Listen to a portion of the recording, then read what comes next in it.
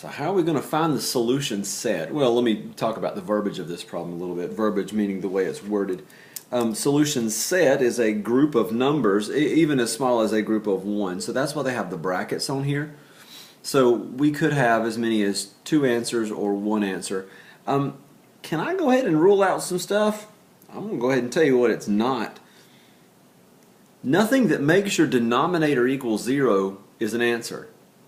So an answer where x equals 1 is not going to be a solution at all. So A is safe, B is safe, C is not safe.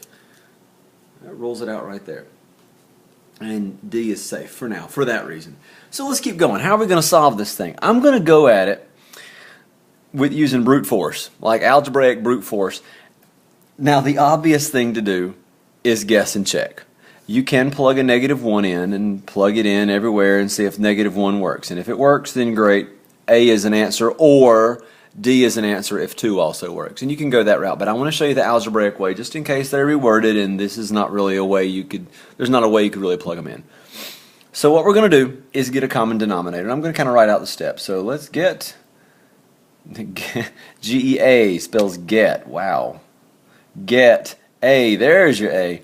Get a common denominator, and so far our denominator is x minus 1, which is nice.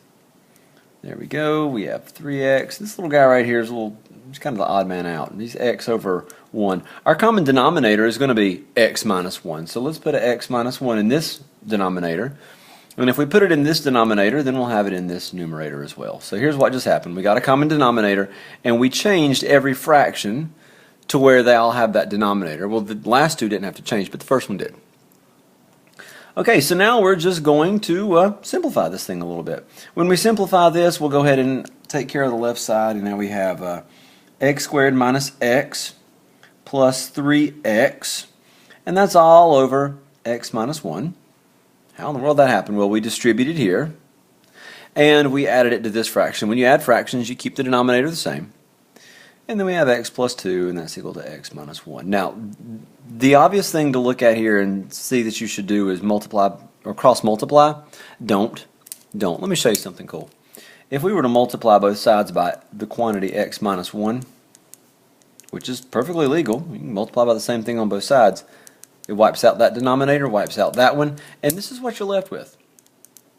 X squared minus x plus 3x equals x plus 2. We can do some simplifying here and we'll clean this thing up just a little bit. That becomes x plus 2x, oops, x squared plus 2x, I'm sorry.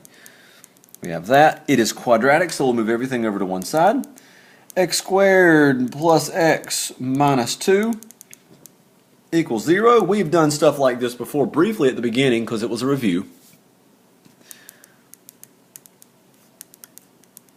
Now again, if you're thinking, well, I would not have thought of that, my mind would not have gone there at all. Oops, x equals -2. X equals -2, x equals positive 1. And so our answer is not C. We've already ruled it out. But again, if you're thinking that this method would not work for you and you probably wouldn't have thought this, then you can just plug them straight in. But make sure you're aware of this process in case, like I said, that's not an option. Again, our answer would normally be C. A lot of people would go through this process and pick C, but I want you to notice plugging in a 1 right here will not work. So we will keep this answer but throw out that 1, so the answer is just -2, which makes it B.